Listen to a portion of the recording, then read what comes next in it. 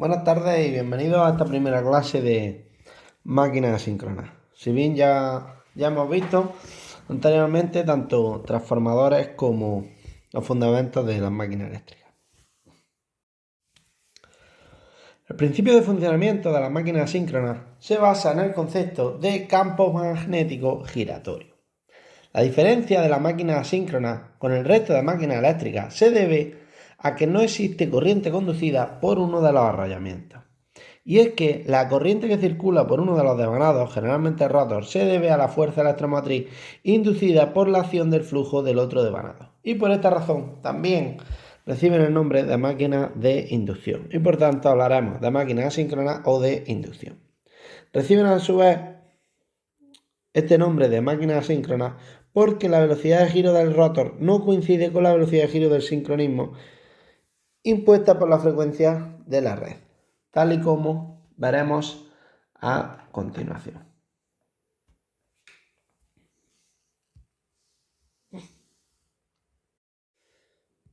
Es posible el empleo de la máquina asíncrona tanto como motor como generador. Si bien lo habitual es que funcione como motor, dejando la función generador casi de forma exclusiva a la máquina síncrona, por algunos motivos como los que se citan a continuación. Si bien recordad que, por ejemplo, en los aerogeneradores es común el empleo de la máquina asíncrona como generador. Pero bueno, ¿cuáles son estos motivos por los que normalmente y sobre todo las grandes centrales eléctricas se decantan por los generadores asíncronos? Bueno, pues porque estos permiten un control perfecto de la tensión que suministran. Además, permiten un control perfecto de la energía reactiva, ya sea de tipo inductivo o capacitivo, que vierten a la red. Un generador asíncrono, o en general los generadores asíncronos, necesitan estar conectados a la red para funcionar, salvo que se les provea de condensadores que suministren la corriente magnetizante necesaria.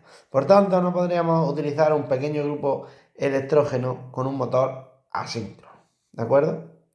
Porque necesitan tener tensión en sus bornes, ¿de acuerdo? Ahora, sí podríamos coger un generador asíncrono conectado a la red con una tensión nominal en la casa, 230 voltios, monofásico, y si lo hacemos girar por encima de la velocidad de sincronismo, este inyectaría energía eléctrica a la red, pero necesita tensión en sus bornes. O, como hemos dicho en el apartado anterior, bueno, o en este mismo apartado, que se provea de condensadores que suministren la corriente magnetizante necesaria. Además, para que una máquina asíncrona funcione como generador, ha de girar, si bien que ya lo he dicho, a una velocidad superior a la velocidad de sincronismo de la red. El devanado del estator de una máquina asíncrona trifásica está constituido por tres arrollamientos, desfasados 120 grados geométricos en el espacio y con unas leyes de bobinado adecuadas para que formen p-pares de polos, o lo que es lo mismo, dos p-polos.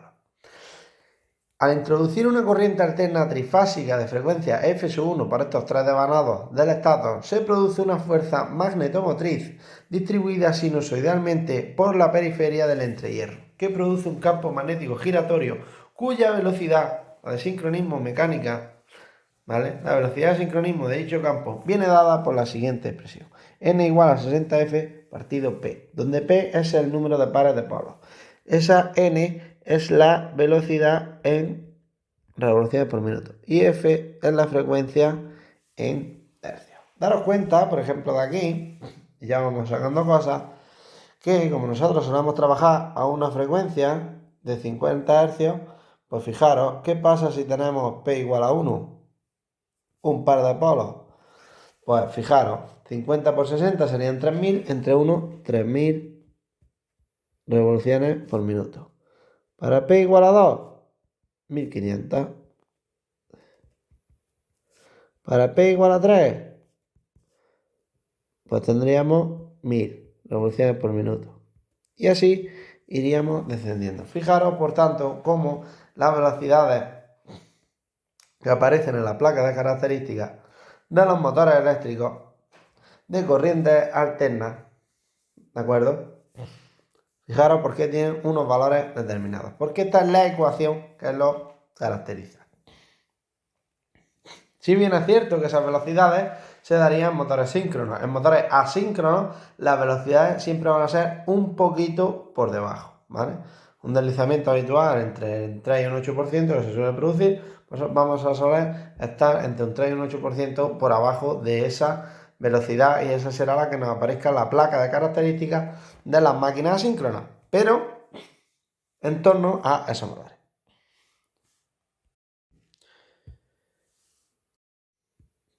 De acuerdo a la ley de Faraday, la fuerza electromotriz inducida en un conductor de longitud L que se mueve a una velocidad V dentro de un campo magnético B, pues fijaros, esa fuerza será igual a V por B, ¿de acuerdo? Integral de eso, diferencial de L. Integrando tendríamos V por L por B, donde este último signo de esa operación, este por estaría mal, ¿de acuerdo? Porque ahí ya no sería producto vectorial, y para colocar bien los paréntesis sería producto vectorial de V por B y ahora producto escalar por la longitud L. Al circular la corriente por los conductores del rotor aparecerán en estos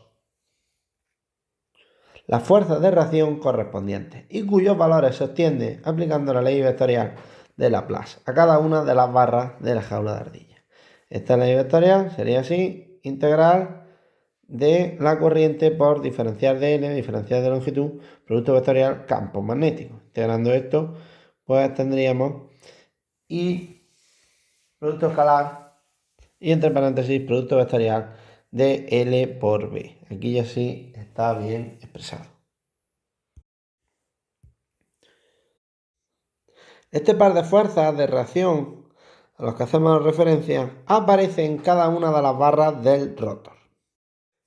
Y multiplicando cada una de dichas fuerzas por el radio del rotor, ¿de acuerdo?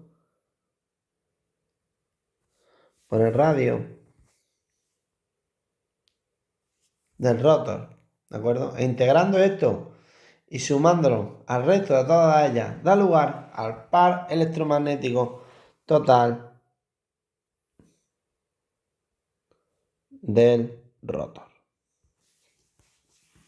Cuanto más se aproxime la velocidad del rotor a la velocidad n-1 del campo magnético giratorio, o lo que es lo mismo, a la velocidad de sincronismo, menos resultarán las fuerzas electromotrices inducidas en los conductores del rotor, porque disminuirá la velocidad relativa entre el campo magnético giratorio y el del rotor, y como consecuencia se reducirán las corrientes en el mismo, lo que causa a su vez una disminución del par interno o par electromagnético disponible en el rotor.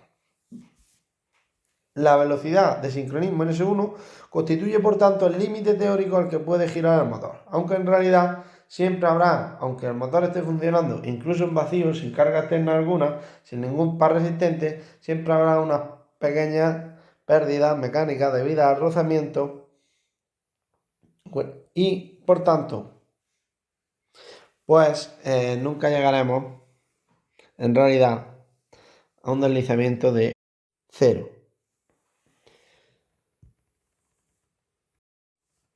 El motor siempre debe girar a una velocidad menor que la de sincronismo, es decir, su velocidad de giro será menor que n1 la de sincronismo. Si por ejemplo la de sincronismo fuese 1500 revoluciones por minuto, bueno, pues el motor cuando esté trabajando girará a lo mejor en torno a 1440, 1460, siempre algo por abajo. Pudiera ser que sin carga estuviera muy cercano a 1500, pero sin llegar, ¿vale? Y por tanto su velocidad de giro será asíncrona, y tanto menor cuanto mayor sea el par resistente de la carga que mueve el rotor. ¿De acuerdo? Y por tanto, un motor asíncrono, cuanto menos par tenga que vencer, más rápido se mueva. Evidentemente siempre cercano a su velocidad nominal y cercano al sincronismo, pero sin llegar. Definimos deslizamiento de la siguiente forma, como la velocidad de sincronismo menos la velocidad a la que se mueve, partido la velocidad de sincronismo. Por lo tanto, fijaros, por ejemplo, que si n igual a 0, es decir, rotor parado ¿De acuerdo? En este caso, ¿qué valdría el sincronismo? El deslizamiento, perdón, en S1 partido en S1, ¿qué tendríamos? S igual a 1. Y en caso de que el rotor estuviese libre y por tanto no tuviese prácticamente ningún par resistente, el límite teórico en este rotor libre, ¿de acuerdo? Donde en rotor libre sería n igual a ns1, prácticamente tendríamos s igual a 0 y el par desarrollado pues sería 0. El deslizamiento en motores asíncronos trifásicos industriales suele estar comprendido entre el 3 y el 8% a plena carga.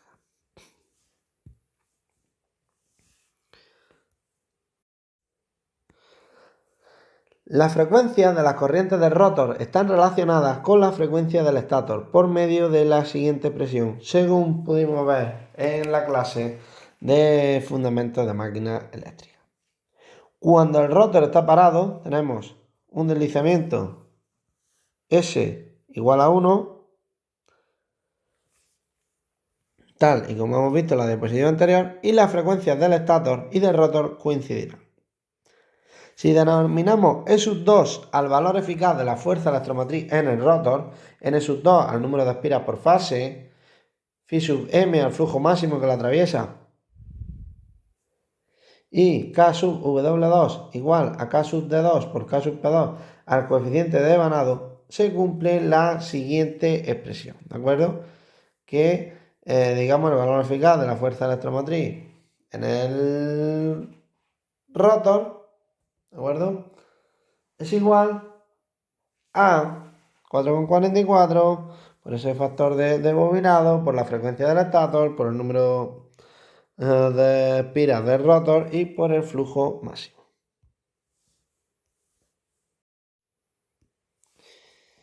Por otra parte, si denominamos E sub 1 al valor eficaz de la fuerza electromotriz inducida por fase en el estator, donde por tanto esto sería 1, no sería 2, denominamos por ahí E sub 1, pues esta tensión, este valor eficaz de la tensión sería 4,44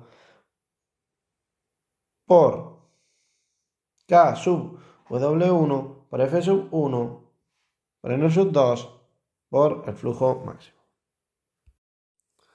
Donde corregimos algunas erratillas. Como este, que es un 1, el número de espiras, que es 1. Todo 1. La diferencia de todos dos en el caso anterior, a excepción de la frecuencia, que seguía siendo 1. Pues estábamos en las condiciones de rotor parado.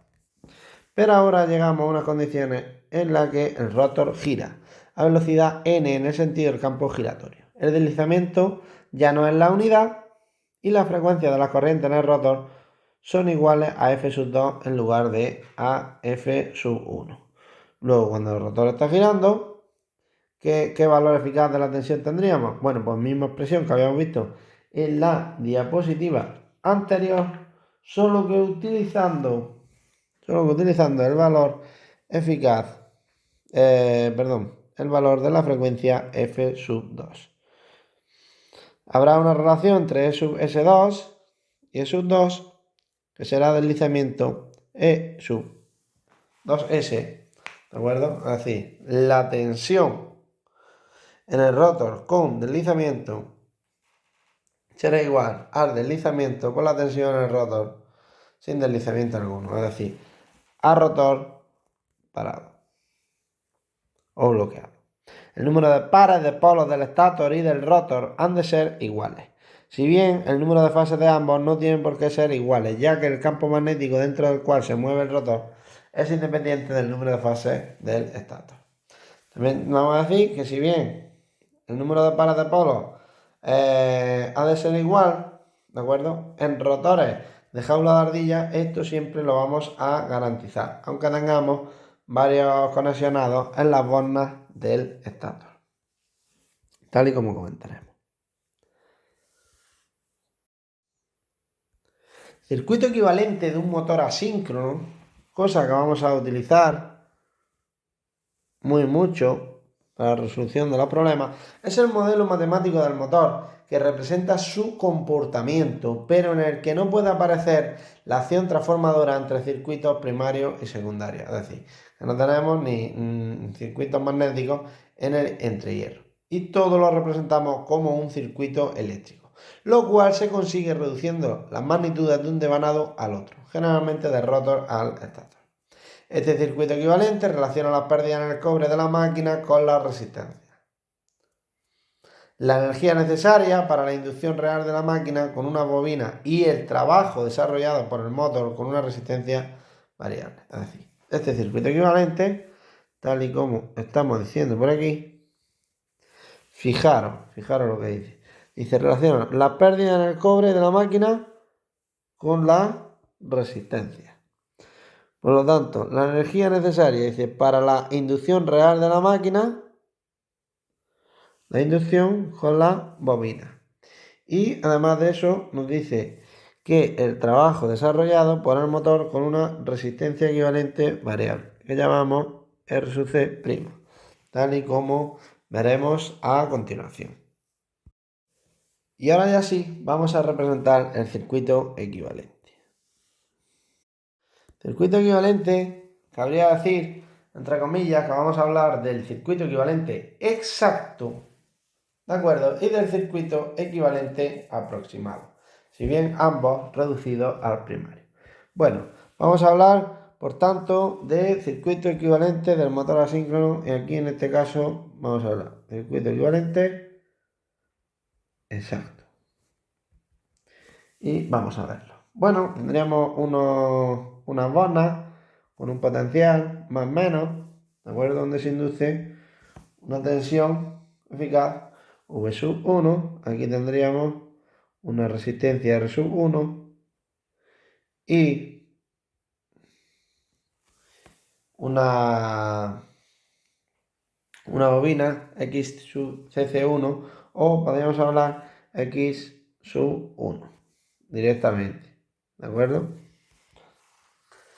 Se suele llamar también X sub CC1, bueno, porque en el ensayo de cortocircuito lo caracterizaremos, pero se puede escribir, digamos, de las dos formas. Aquí llegaremos a una rama paralelo y esa rama paralelo tiene por aquí una resistencia y una bobina. Esa resistencia es la resistencia de hierro y esa bobina, ¿de acuerdo? Que tenemos ahí en paralelo, al igual que en el caso de un transformador. Y por otra parte, eso sería en el estator, y ahora llegaríamos al rotor, donde tendríamos también su restancia X sub 2. Lo único que fijaros es que el rotor va a funcionar a otra tensión, a otra fuerza electromotriz. Por lo tanto, los valores siempre los vamos a escribir reducidos al primario, ¿de acuerdo? Y la tensión del primario será la que utilizamos para resolver el circuito eléctrico. Y por tanto aquí tendremos R sub 2'. Y de aquí nos llegamos a una resistencia. Una resistencia variable que dependerá de las condiciones de carga. Por tanto tendremos R sub C' es igual a R sub 2' por 1 partido S menos 1. Fijaros que esa resistencia de aquí, R sub C, es decir, esta de aquí,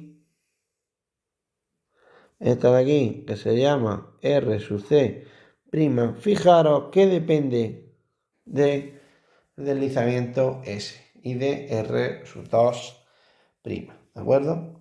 Depende del deslizamiento y por tanto de las condiciones de carga externa. ¿Qué es lo que pasa? Que este circuito equivalente, en vez de utilizarlo así, exacto, normalmente y por simplicidad se suele utilizar aproximado. Pero bueno, veremos cuándo utilizaremos cada uno, ¿vale? Pero antes de nada, quiero sacar de aquí algunas ecuaciones importantes. Y es que en este circuito equivalente exacto, pues fijaros, si definimos I sub 1, la corriente que entra por esta rama, notoriamente I sub 1 a la corriente en el secundario reducida al primario, le llamamos I sub 2', rama paralelo por aquí y sub mu y esta y sub F del hierro y bueno, y a la suma de estas dos por aquí la vamos a llamar I sub 0. Vale, pues si tenemos esto, resulta que I sub 1 va a ser igual a I sub 0 más I sub 2'. Evidentemente, aplicando la ley de las corrientes de Kirchhoff, pues esto va a ser así. Y esto además va a ser igual a I sub 0 más I sub 2 partido M sub I. Donde esa M sub I sería la relación de transformación o el número por el que multiplicamos o dividimos para pasar del secundario al primario y para reducir los valores del rotor al estator. ¿De acuerdo? Bueno, eso está claro que será así, por tanto I sub 2' será igual a I sub 2 partido M sub I. Pero tenemos más ecuaciones que escribir por aquí y además de esto, bueno, pues vamos a decir que si a la entrada tenemos una tensión V sub 1, aquí, entre medias, vamos a tener una tensión más o menos en la rama paralelo, después de esa primera caída de tensión, que será E sub 1 igual a E sub 2'. ¿Y cómo haríamos esto? Bueno, pues resulta que V sub 1, vector, es igual a esa tensión que tengamos ahí, E sub 1, más la caída de tensión que ha habido. ¿Qué caída de tensión ha habido? Pues más R sub 1 por I sub 1 más X sub 1 J por I sub 1. Y ya tendríamos esa tensión que hay ahí para los elementos de la rama paralela. Por otra parte, podemos además relacionar E sub 2' con lo que nos queda a la derecha y decir E sub 2' es igual a la caída de tensión que se produzca en la resistencia R sub 2' y por tanto R sub 2' por I sub 2' más la caída de tensión que se reproduzca en X sub 2' y sería pues más J por X sub 2' y por I sub 2' y más la caída de tensión en la resistencia variable o lo que es lo mismo, fuerza, par mecánico, trabajo, eso sería trabajo que está desarrollando el motor, es decir, más R sub C' por I sub 2'.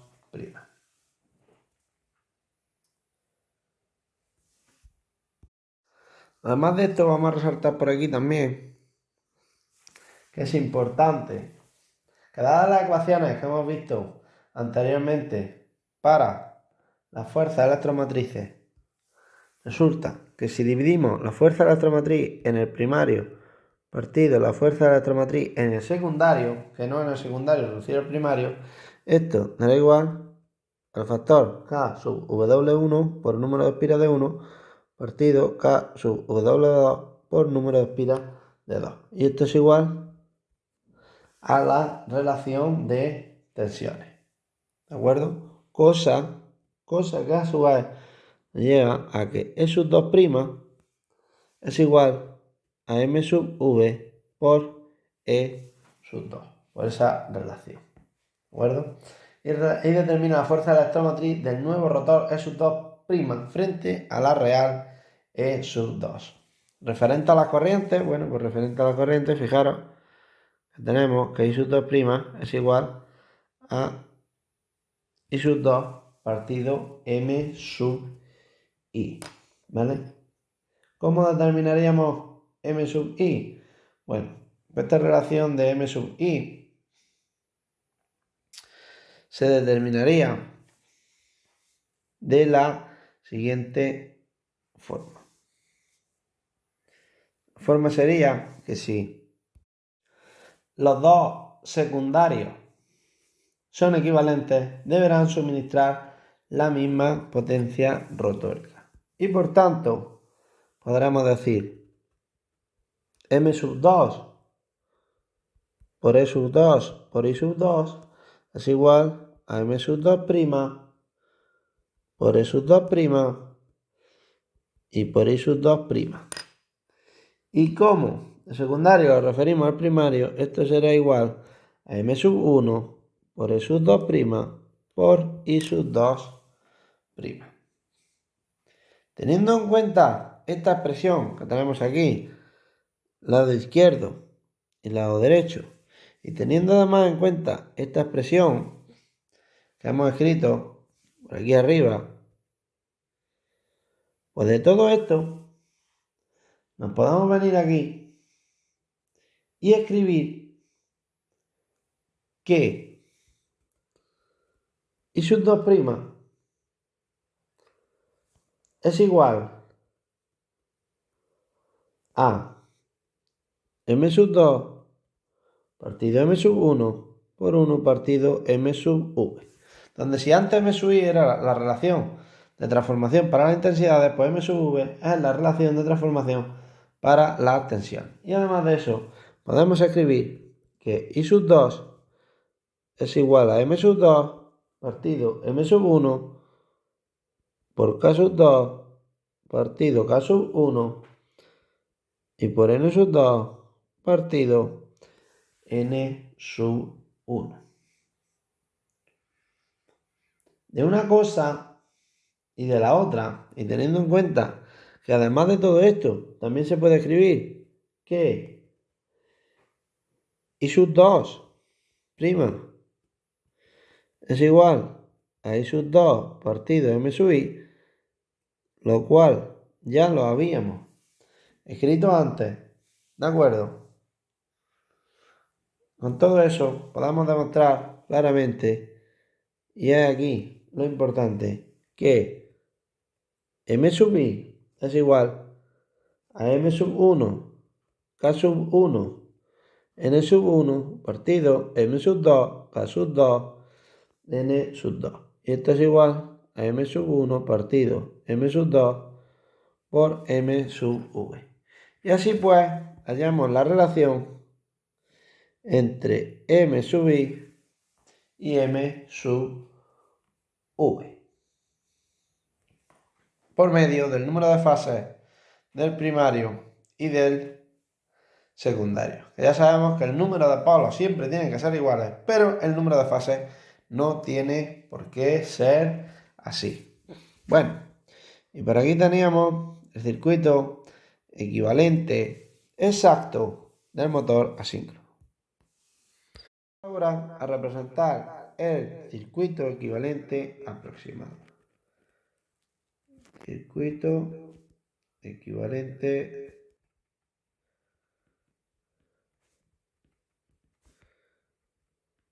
aproximado. Lo cual consiste en hacer, cometiendo poco error,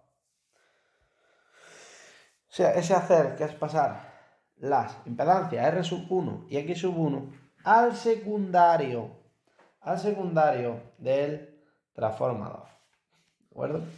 Y entonces, en ese caso, podríamos representar por aquí un borne, venimos y ya entramos directamente en la rama paralela. Con la impedancia de hierro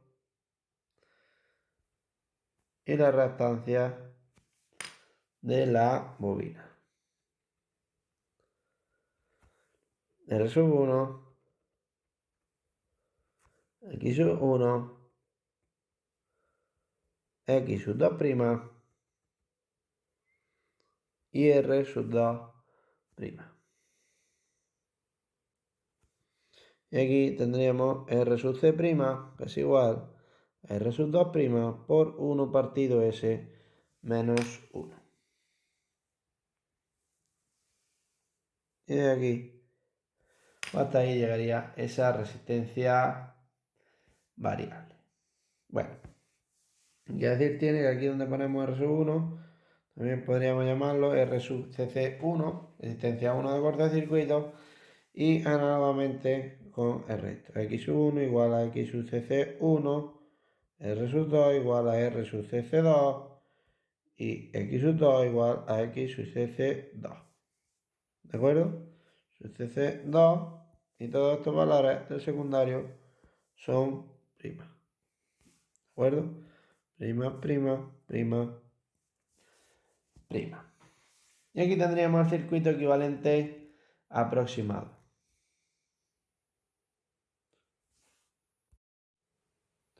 Donde en dicho circuito equivalente aproximado tendremos aquí principio más menos, ponemos aquí v sub 1, pero os pongo aquí barra v sub 1 prima. Y ahora vemos por qué, ¿de acuerdo? Ahora lo explicaré.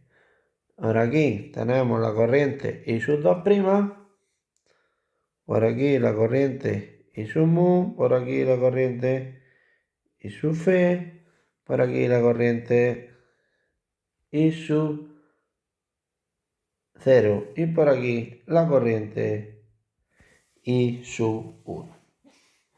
Y ahora bien, tened en cuenta lo siguiente muy presente. No cometer errores en los problemas. En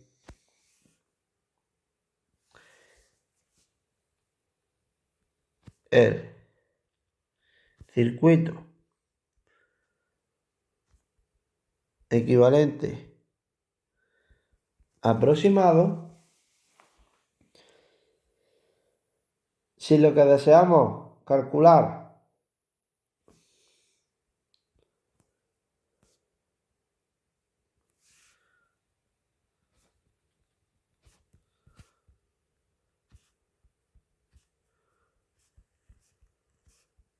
son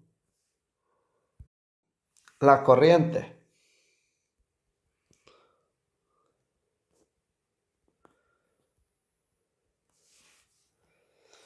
potencias perdidas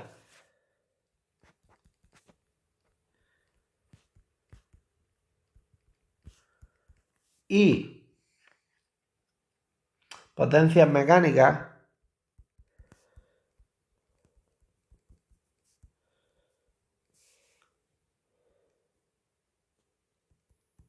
utilizamos v sub 1 prima. Y ojo con esto. O sea, en este caso, vamos a borrarlo, vamos a ponerlo aquí.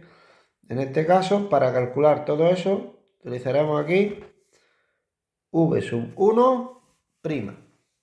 Ahora, si queremos calcular, si lo que queremos calcular es la potencia absorbida por el motor de la red, si deseamos calcular la potencia absorbida de la red, utilizaremos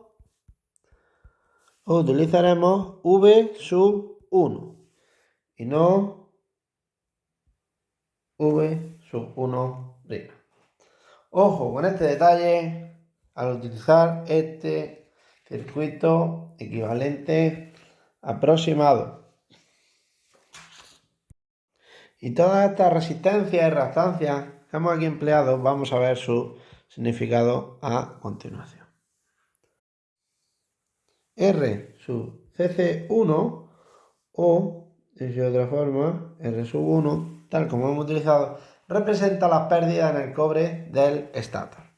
Y por tanto R sub 2 o R sub cc2, las pérdidas en el cobre del rotor. Por otra parte, X sub cc1 o X sub 1, bueno, aquí sería R sub 2', abajo, o X sub 1, representará la dispersión en la bobina del estátor y X sub 2' o X sub cc2' será la dispersión en la bobina del rotor. Por otra parte, R sub fe va a representar las pérdidas en el hierro, ¿de acuerdo? Pero esas pérdidas en el hierro prácticamente son las pérdidas en el hierro del estátor, ya que las frecuencias de la corriente en el rotor son muy reducidas debido a que los deslizamientos en la máquina suelen ser pequeños.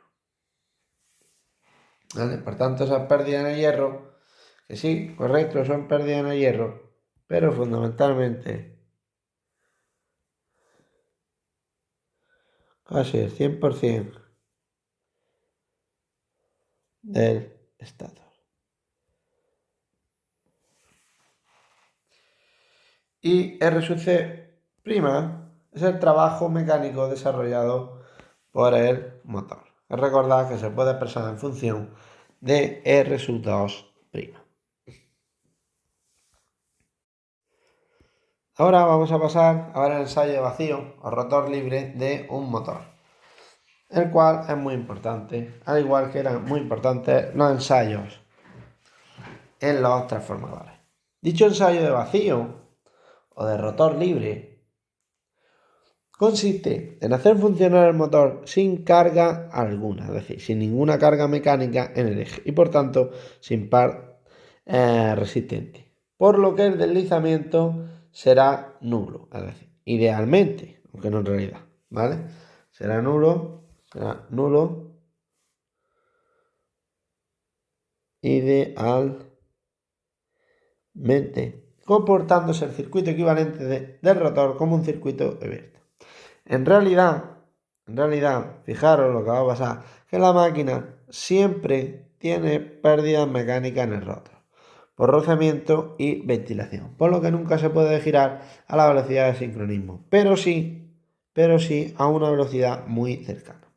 Bueno, en este ensayo vacío lo que vamos a hacer, fijaros en el segundo punto, es que si se alimenta el motor asíncrono a su tensión nominal,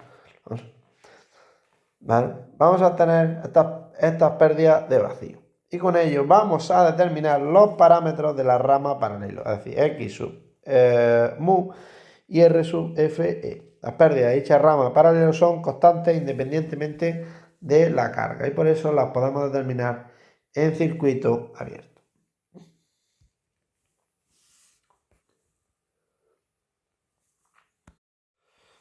Como decía, en este ensayo de rotor libre o de circuito abierto, ¿de acuerdo? Se aplica la tensión asignada al primario. Tensión asignada al primario, ¿de acuerdo? V sub 1N, es decir, la tensión 1 nominal. Esto es lo que vamos a hacer a la vez que medimos la potencia absorbida. Medimos la potencia absorbida P sub 0. Y también medimos la corriente de vacío I sub 0 por fase.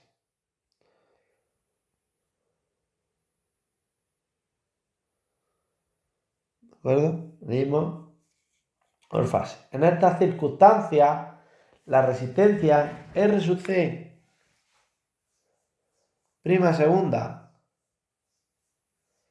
tiene un valor muy elevado, aunque no infinito. ¿De acuerdo? Aquí, en esta circunstancia, tenemos que R sub C', que es igual a R sub 2' por 1 partido S menos 1, donde prácticamente tenemos que N es casi igual a N sub 1 y por lo tanto, donde S sería prácticamente 0, pues fijaros que 1 entre 0 sería infinito. Y esto es lo que hace que R sub C' tendería a infinito. Si bien tendría un valor muy grande, pero no llegaría a serlo. Y como no se ejerce ningún par resistente en el eje, porque está el rotor libre, las pérdidas, la potencia disipada, La potencia disipada por esta resistencia representa la pérdida por rozamiento y ventilación del motor. Es decir, en este caso, esta R sub C' nos da las pérdidas por rozamiento y ventilación.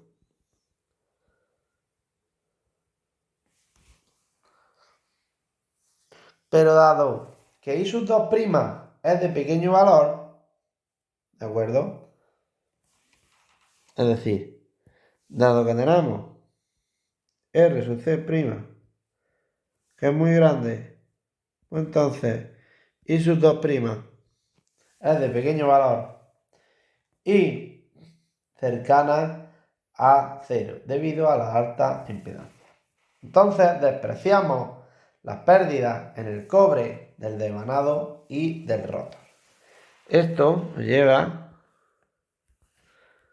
despreciamos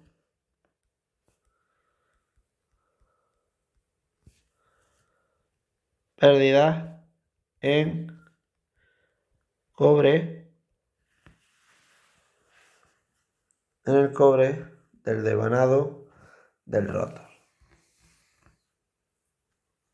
Y haciendo esto, despreciando estas pérdidas, lo que tendríamos que esas pérdidas de vacío son las pérdidas en el hierro más las pérdidas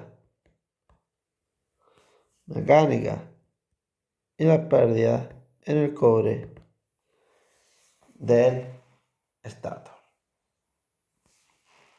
Esta ecuación es a la que llegaríamos, donde P sub Fe son las pérdidas en el cobre, en el hierro, ¿de acuerdo? P sub M las pérdidas mecánicas y P sub Cu1 las pérdidas en el cobre del estator.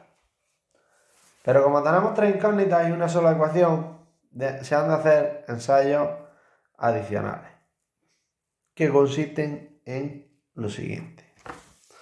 Por lo tanto, fijaros, tres incógnitas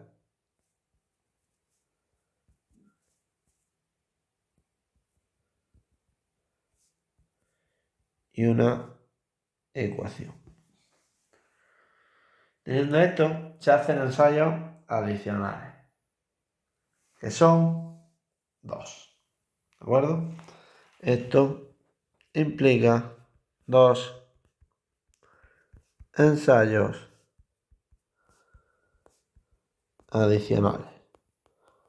O que el ejercicio pues, nos dé datos adicionales de estos ensayos, evidentemente.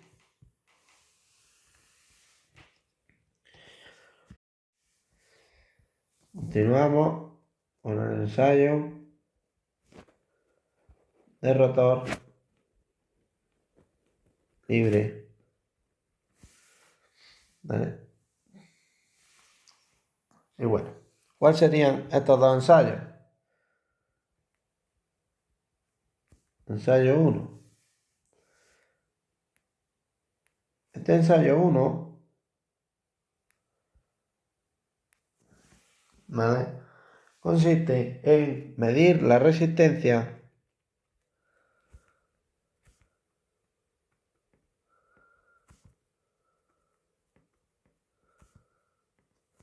R sub 1 de cada una de las fases del estator. Y por otra parte, tendríamos el ensayo 2, que consiste en alimentar el motor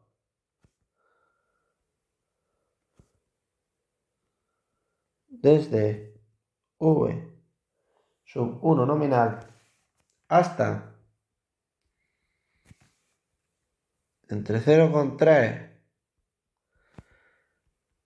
y 0,5 veces la tensión nominal. Para después representar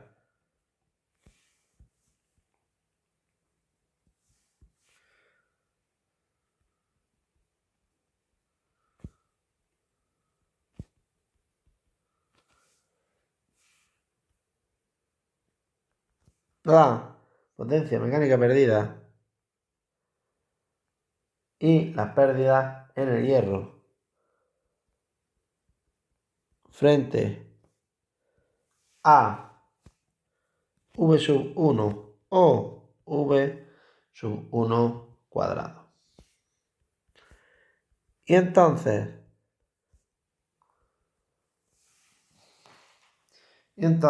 tendríamos lo siguiente. Que si representamos pérdidas mecánicas frente a V sub 1, bueno, P sub M más P sub Fe, y por aquí también hacemos P sub M más P sub Fe frente a V sub 1 cuadrado. ¿De acuerdo? Pues aquí lo que va a ocurrir es esto.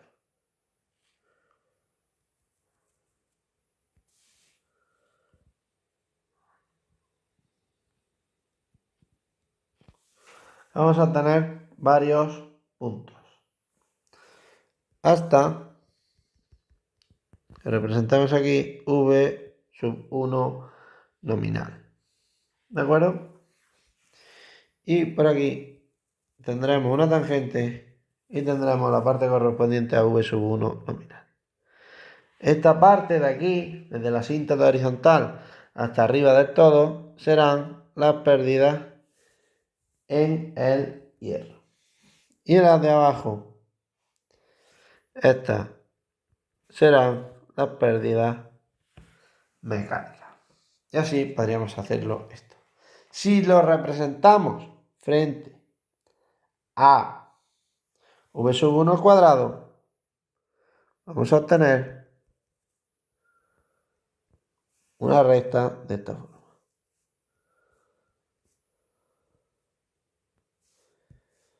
Donde aquí tendríamos V sub 1 nominal al cuadrado. Y este trocito de aquí sería la potencia mecánica perdida. Y todo esto hasta arriba, la potencia perdida en el hierro.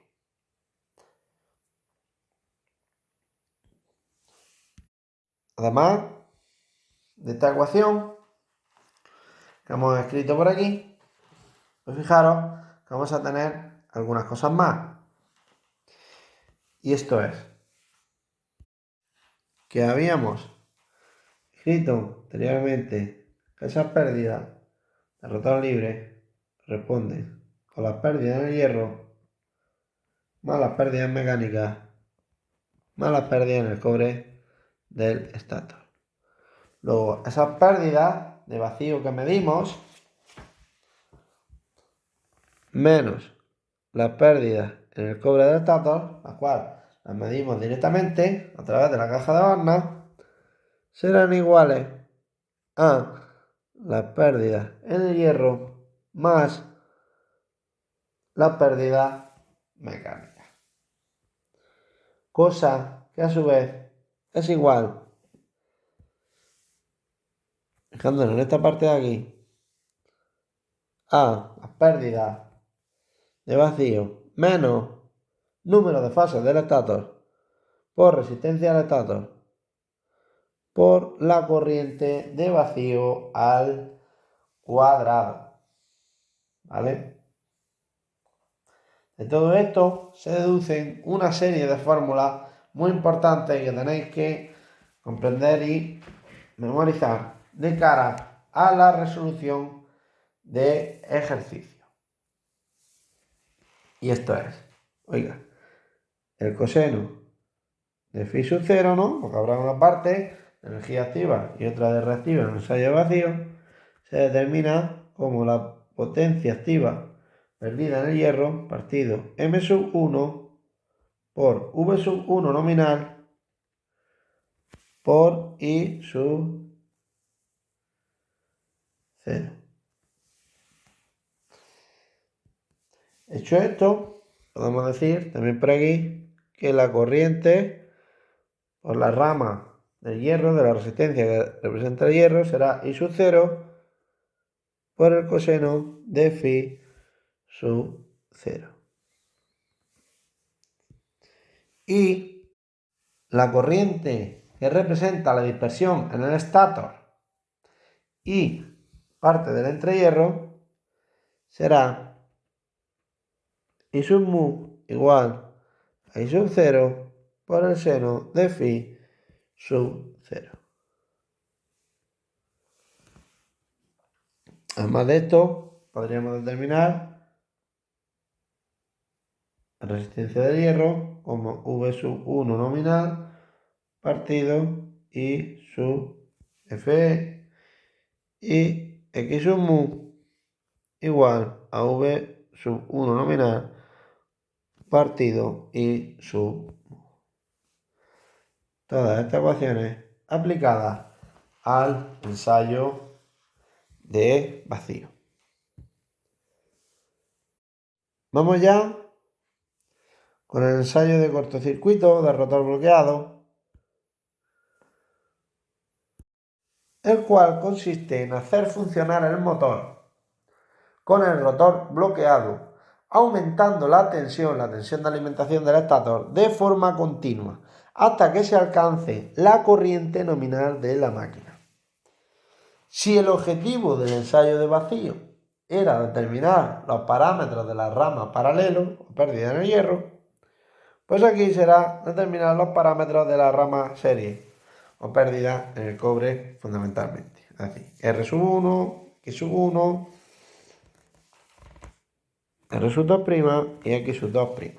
Las pérdidas en el cobre varían con el grado de carga de la máquina. Por tanto, para hallarlo aquí, alcanzaremos la corriente nominal que nos darán las pérdidas nominales y con eso calcularemos estos parámetros de R sub 1, X sub 1, R sub 2' y X sub 2'. Se desprecia la rama paralelo, en este caso compuesta por R sub Fe y X sub mu.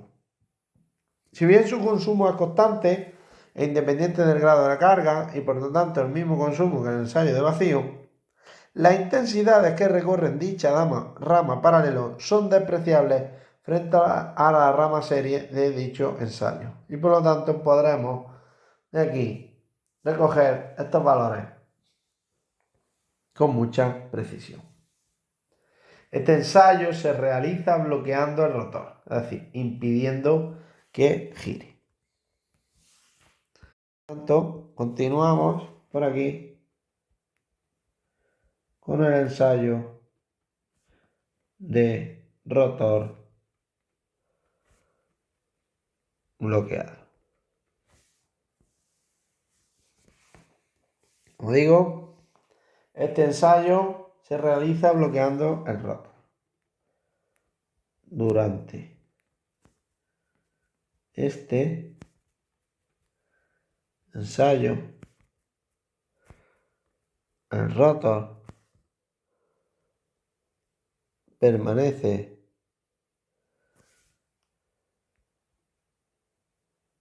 bloqueado. Es decir, no puede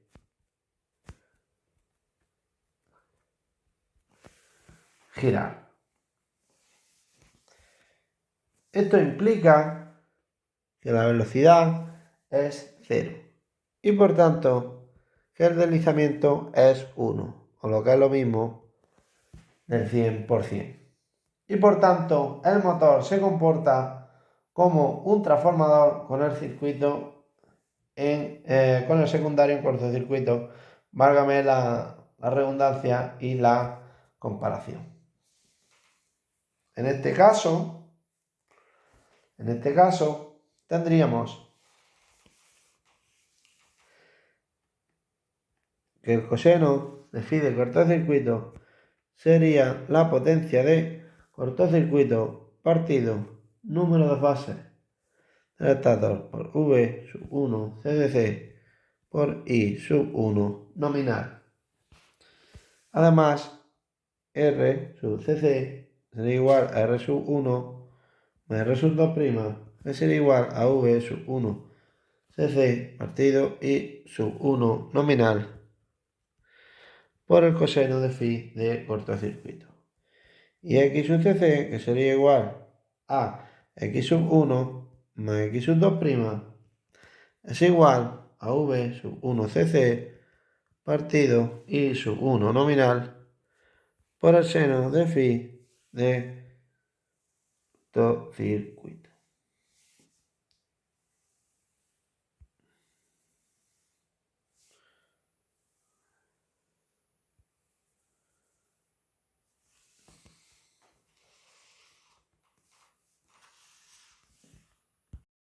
Vamos ahora a realizar un balance de potencias en el motor asíncrono. Vamos por aquí. Balance de potencias en motor asíncrono.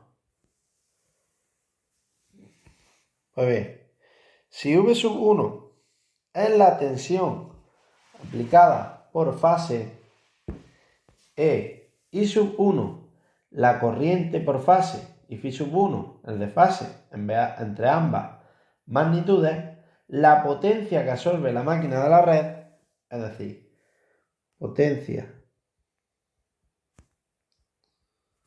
eléctrica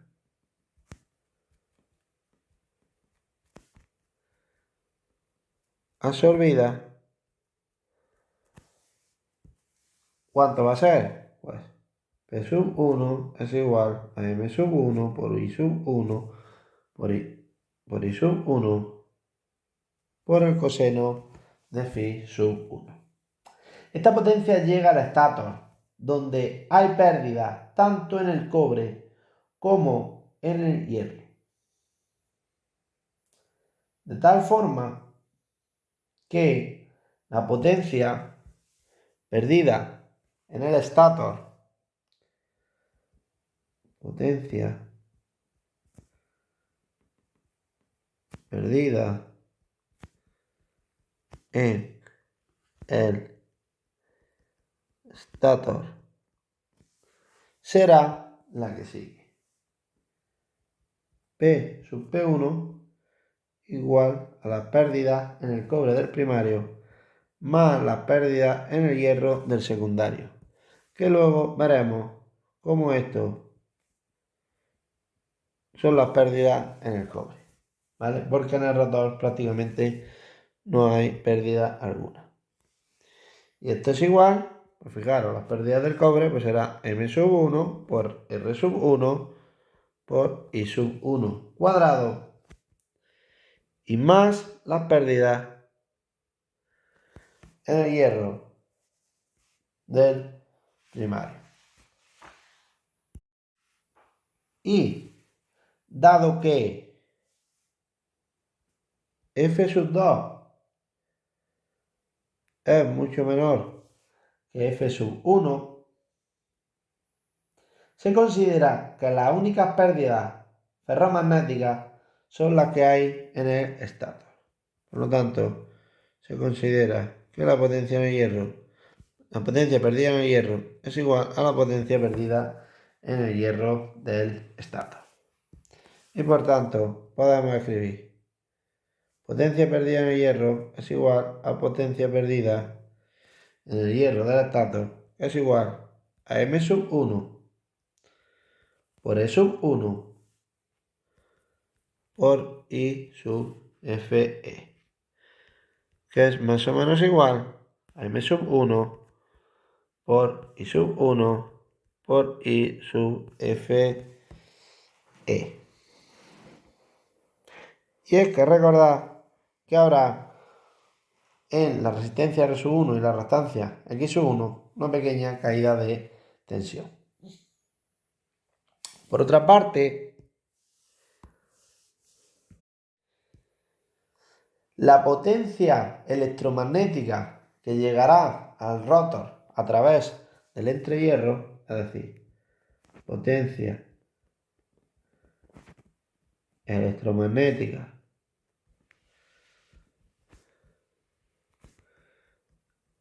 a través del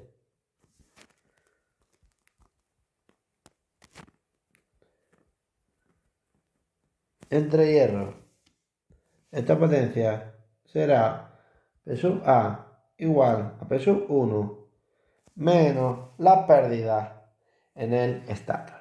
Esto es igual a la potencia eléctrica absorbida menos las pérdidas en el cobre del estátor menos las pérdidas en el hierro. Y en el rotor, las únicas pérdidas que hay son por efecto Joule y su valor es el siguiente. Es decir, potencia perdida en el rotor. ¿Cuál es esa potencia perdida en el rotor? Bueno, pues son las pérdidas en el cobre del rotor. Esto es M sub 2 por R sub 2 por I sub 2 al cuadrado, que es igual a M sub 1 por R sub 2' y por I sub 2' al cuadrado. Y esto es así porque recordad que M sub 1 es igual a M sub 2'. Y así, dado que las pérdidas en el hierro del rotor son despreciables, ¿de acuerdo? La potencia que llegará al árbol interno de la máquina, denominada potencia mecánica interna, será la siguiente. Es decir, dado que las pérdidas en el hierro del estátor son despreciables porque F sub 2 es mucho menor que F sub 1, según ya vimos anteriormente, la potencia mecánica interna que llega al árbol será la potencia que atraviesa el entrehierro P sub A menos las pérdidas en el cobre del rotor P sub Cu2. Que teniendo en cuenta el significado de la resistencia de la carga R sub C del circuito equivalente, ¿de acuerdo? Pues las podremos expresar como sigue y decir potencia mecánica interna es igual a M sub 1 por R sub 2' por 1 partido S menos 1 por I sub 2' al cuadrado, donde esto, ya sabéis, es igual a R sub C'. O sea, la potencia mecánica interna será una cosa y será la otra. No obstante, la potencia útil en el eje será algo menor debido a las pérdidas mecánicas por rozamiento y por ventilación. Es decir, tenemos una pérdida mecánica por rozamiento y ventilación. Y por tanto, la potencia útil disponible será la potencia mecánica interna menos esas pérdidas mecánicas. Y ahora podemos expresar el rendimiento del motor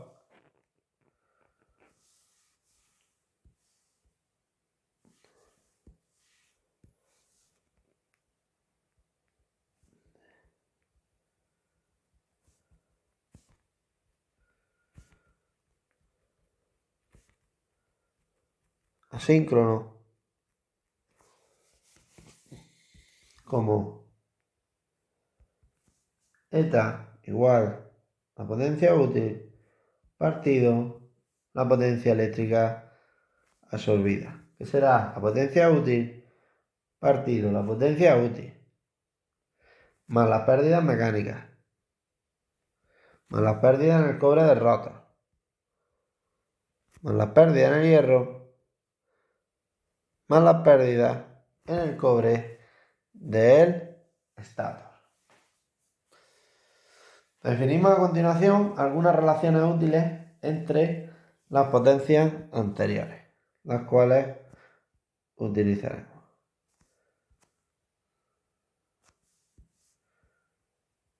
Algunas relaciones útiles.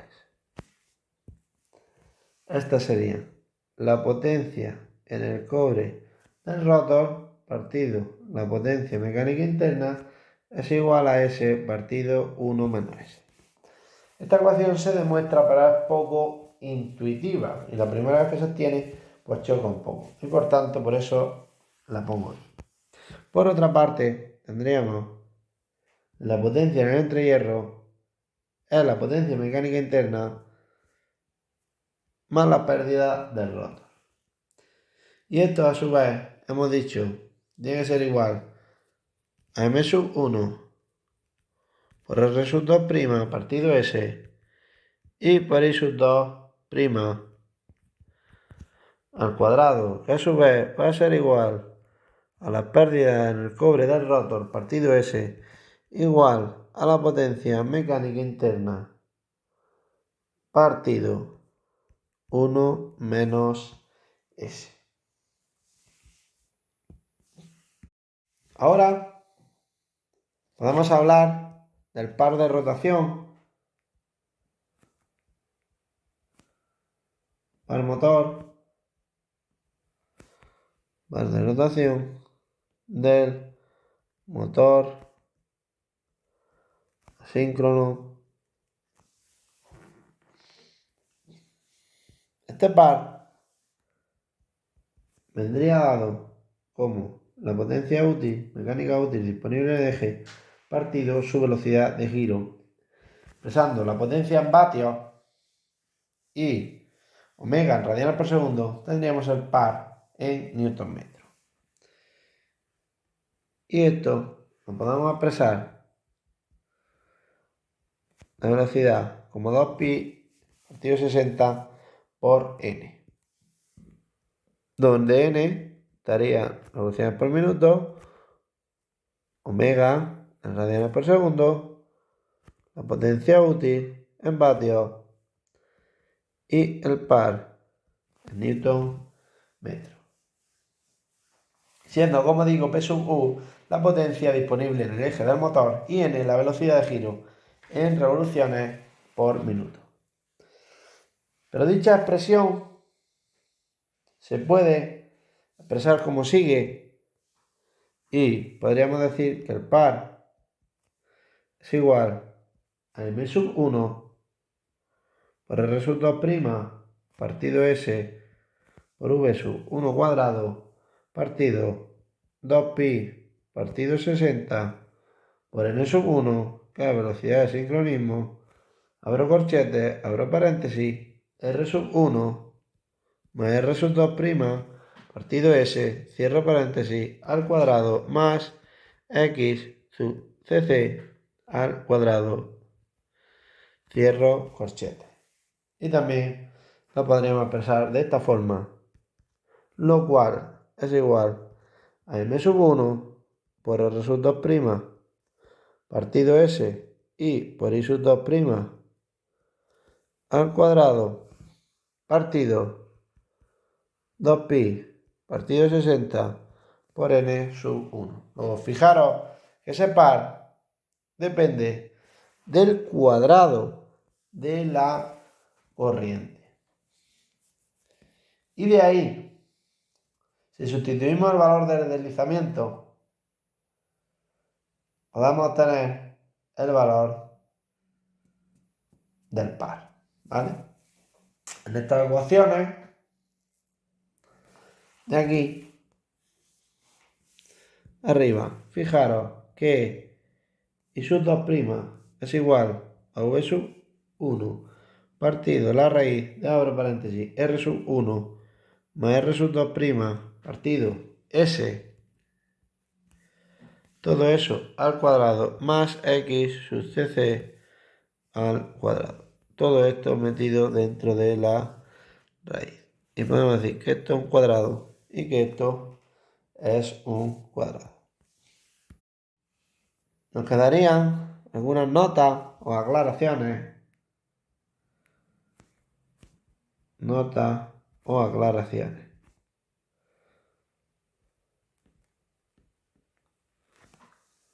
Del par.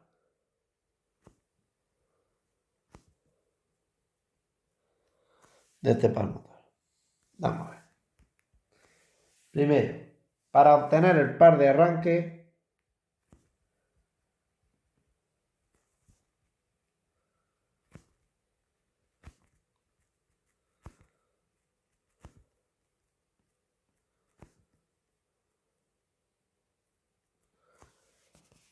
sustituimos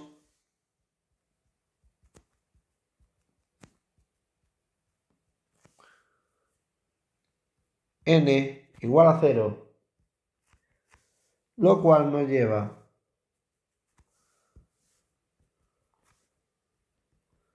a s igual a 1, un deslizamiento del 100%. Y segunda nota es que si queremos hallar el par máximo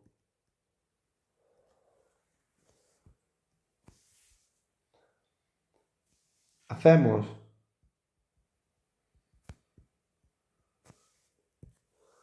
que la derivada del par respecto al deslizamiento sea igual a 0.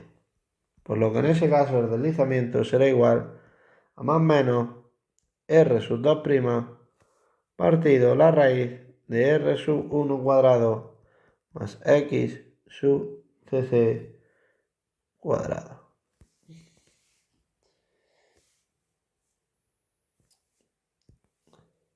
Y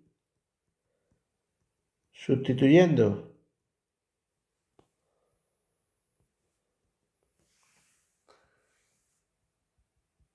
en la expresión del par, obtenemos que el par máximo es igual a más o menos m sub 1 por v sub 1 cuadrado partido 2pi partido 60 por n sub 1 por, abro corchetes,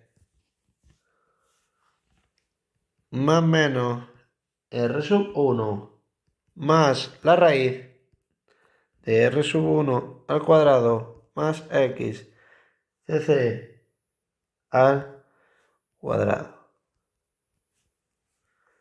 Cierro corchetes.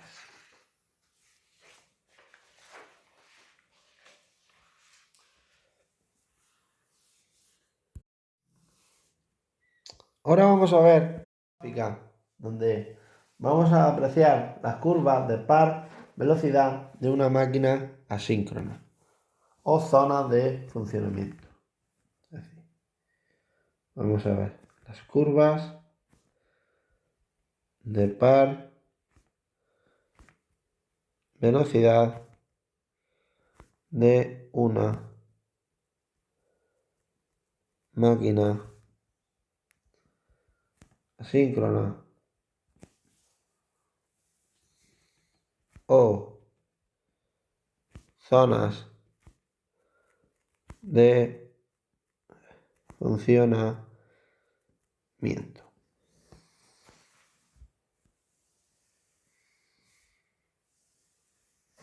Bueno, pues si representamos la velocidad n frente al par, vamos a tener, digamos esto,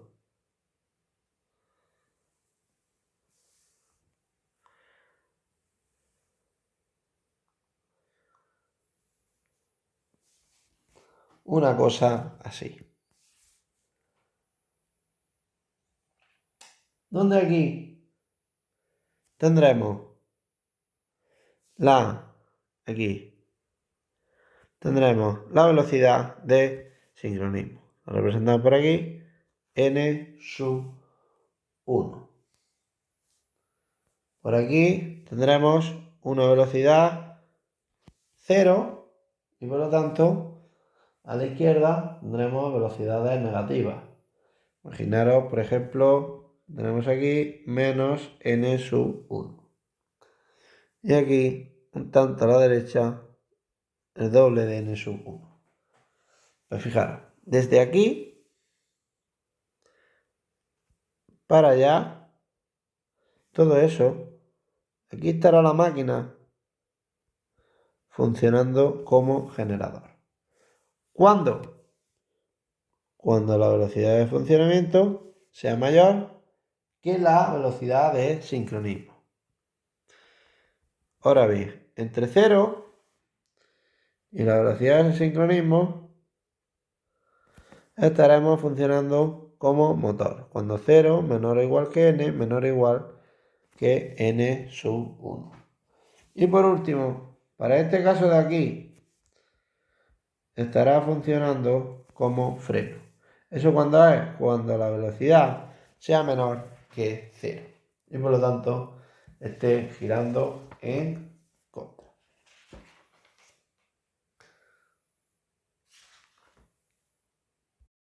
Ya por último, vamos a tratar algunos aspectos básicos de regulación de velocidad en máquinas asíncronas. Y con esto culminaremos la clase de hoy. Una clase de introducción y fundamentos a las máquinas asíncronas, a partir de la cual comenzaremos a hacer problemas. Regulación de velocidad en máquinas o motores asíncronos. Tenemos varias opciones y una de ellas es por variación del número de polos. Y es que variando el número de polos cambiamos la velocidad del campo giratorio. Y en consecuencia variará la velocidad de giro del motor. Esto solo es posible en rotores de jaula de ardilla. Es decir, recordad que la velocidad de sincronismo, que será aproximadamente la velocidad de funcionamiento de un motor asíncrono, siempre un poquito más bajo, es esta. ¿De acuerdo? Por tanto, si variamos el número de polos, P varía, pues N-1 varía. Y por tanto, la velocidad real N, pues también varía. Pero recordad que esto solo es posible en motores con jaula de ardilla. Porque recordad, el número de polos del rotor y del estator siempre ha de ser igual. No así las fases, pero sí el número de polos. Por lo tanto, el rotor, como a priori es inaccesible, pues no podemos configurar o variar su número de polos. Y únicamente del estator, el número de polos del estator en función de la configuración. Por tanto, la única opción para regular aquí la velocidad es tener, por variación del número de polos, evidentemente, es tener un rotor en jaula de ardilla. Y luego lo podemos conseguir por variación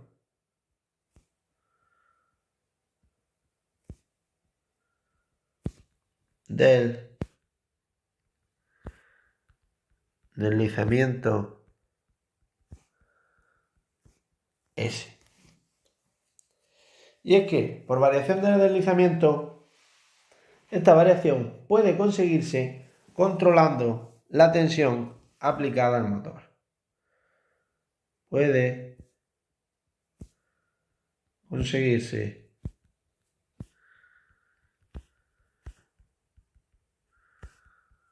controlando la tensión aplicada al motor V sub 1. Aunque bien, su resultado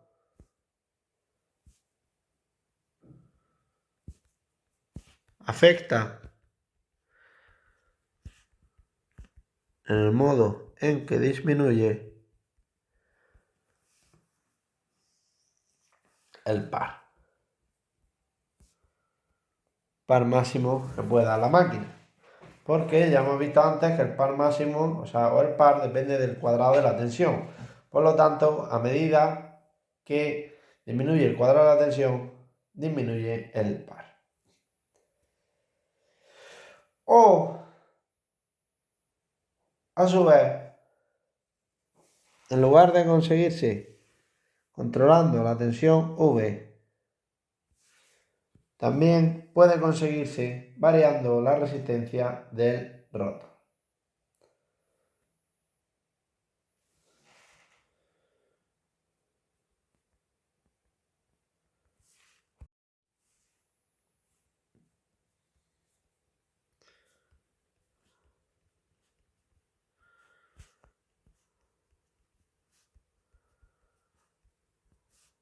Y por tanto, variando el resultado. Si bien esto introduce pérdidas por efecto Joule.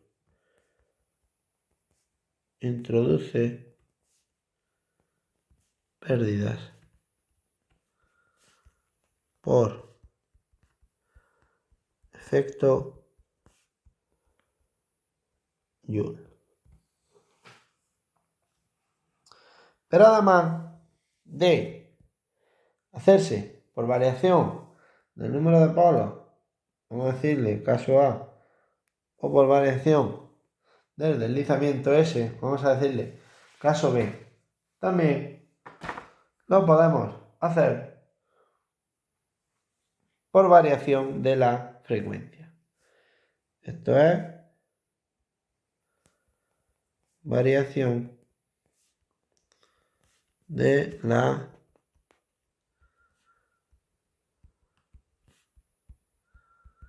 frecuencia.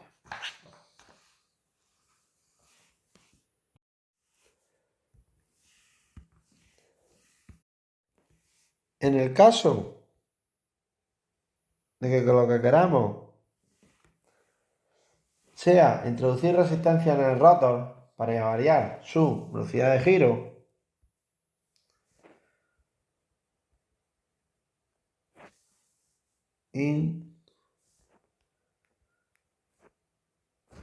introducción de resistencias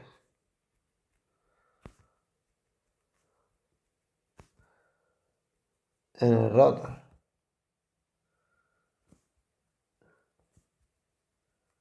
para variar su velocidad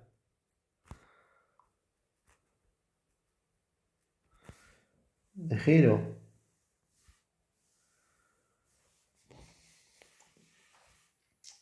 En este caso, como digo, se puede introducir resistencia en cada fase del rotor.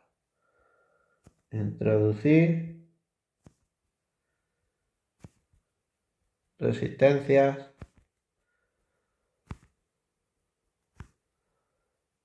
en cada fase del rotor, cambiando así la velocidad de giro y el par. Al hacer esto, se cambia, modifica N y T. Si nos dicen que el motor ha de funcionar a una nueva velocidad de giro, dado que la velocidad de sincronismo seguirá siendo la misma, pues no ha cambiado el número de polos ni la frecuencia de la red, hallaremos el nuevo deslizamiento. Es decir, N1 no varía, por lo tanto hay que calcular R2 para que el deslizamiento pase de S1 a S2. Y para el par que se quiera conseguir, hallaremos la resistencia R sub A2' equivalente a añadir por fase. Es decir,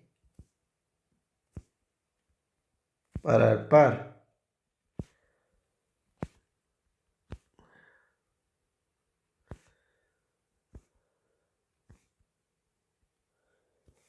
que se quiera conseguir, hallaremos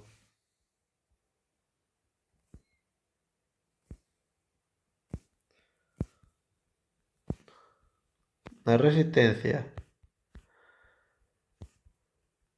R sub A2'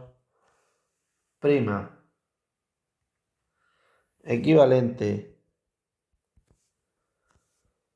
a añadir por fase. Para esto, sustituir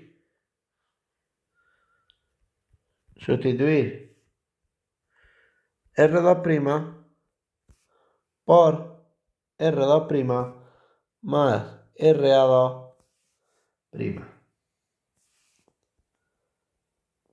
quedando la expresión del par como sigue. Es decir,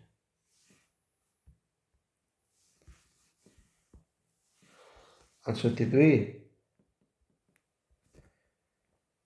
R2' por R2' más RA2', el par quedaría así como M1 por R2' más R sub A2' partido S por V1 cuadrado, todo eso partido por 2pi por n partido 60, abre corchetes, abre paréntesis, R sub 1 más R sub 2' más R sub A2', esto entre S al cuadrado más X sub CC cuadrado, cierro corchetes. Y ahora tendríamos las siguientes expresiones para calcular el valor real de la resistencia a añadir al rotor secundario. Es decir,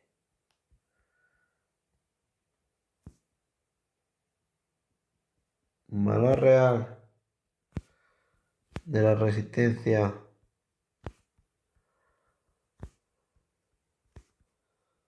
R sub A2', pues fijaros que R sub A2' será igual a M sub V por M sub I por R sub A2. Siendo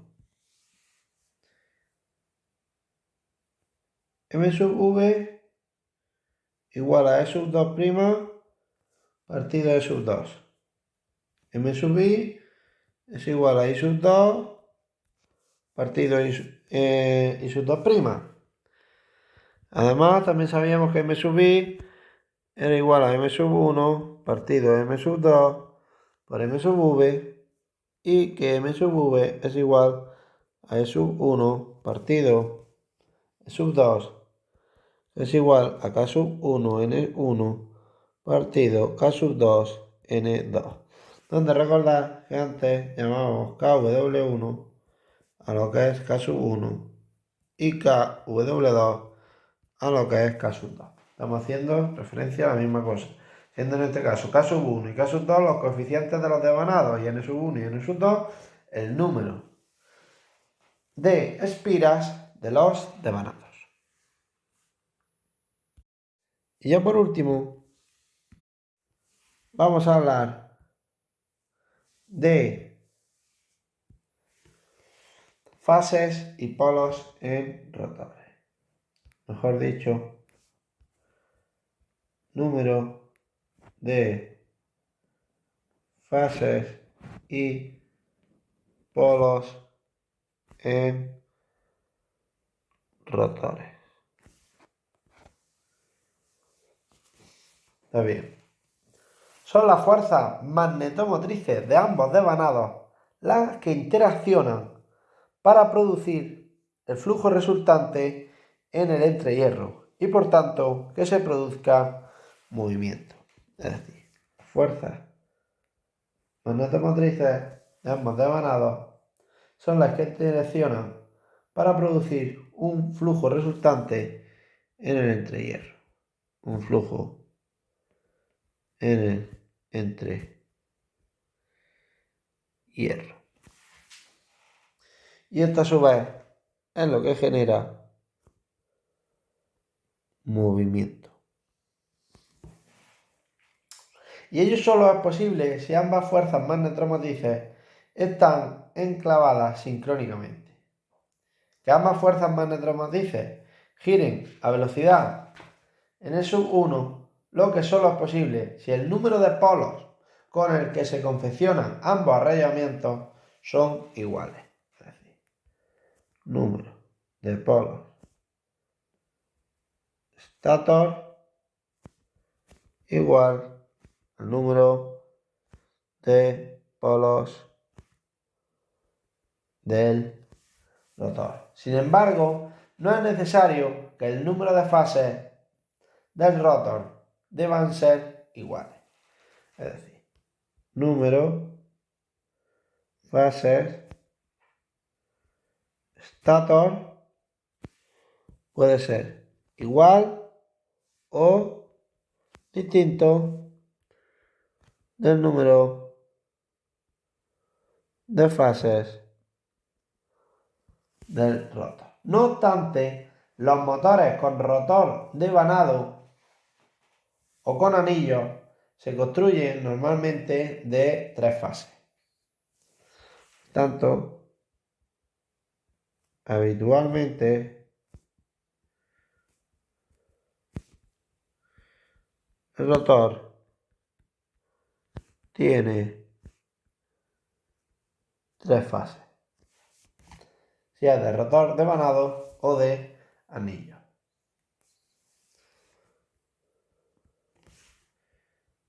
Si es de rotor devanado o de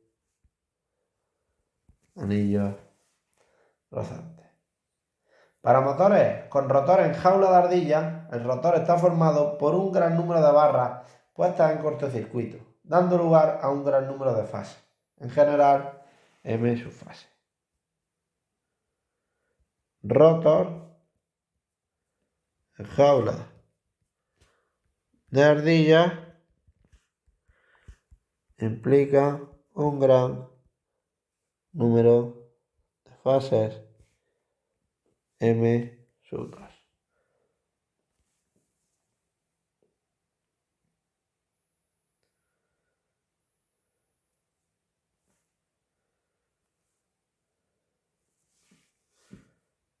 Esto aquí no. Esto y esto. Y así por ultimísimo, vamos a hablar de la resistencia medida entre dos terminales del estator.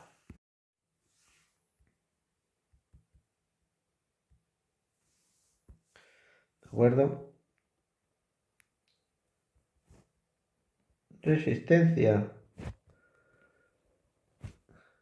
medida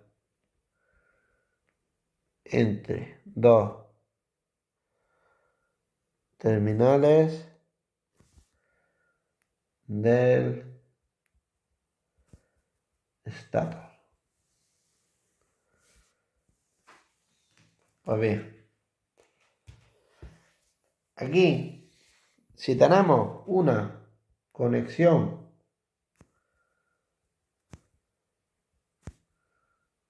en estrella,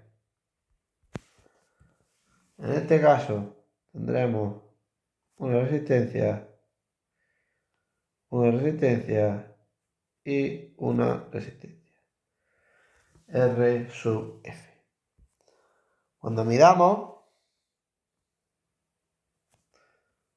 dos fases, lo que vamos a tener es que la resistencia total es igual a 2 veces R sub F. Luego, R sub F va a ser igual a la resistencia total medida partido por 2. Sin embargo, si lo que tenemos es una conexión en triángulo, pues fijaros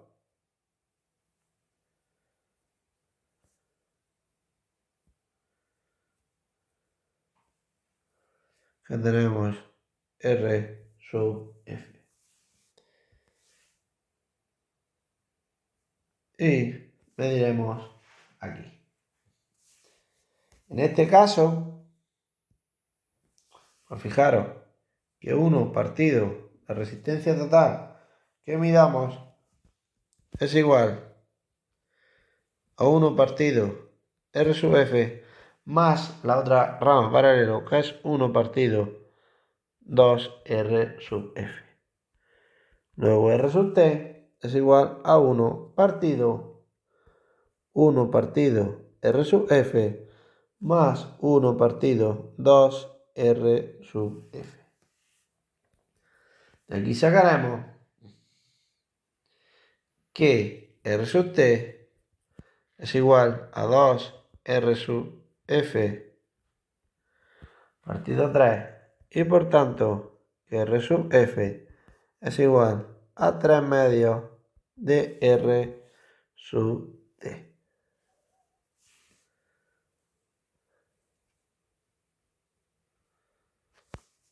Eso lo tendrás por ahí.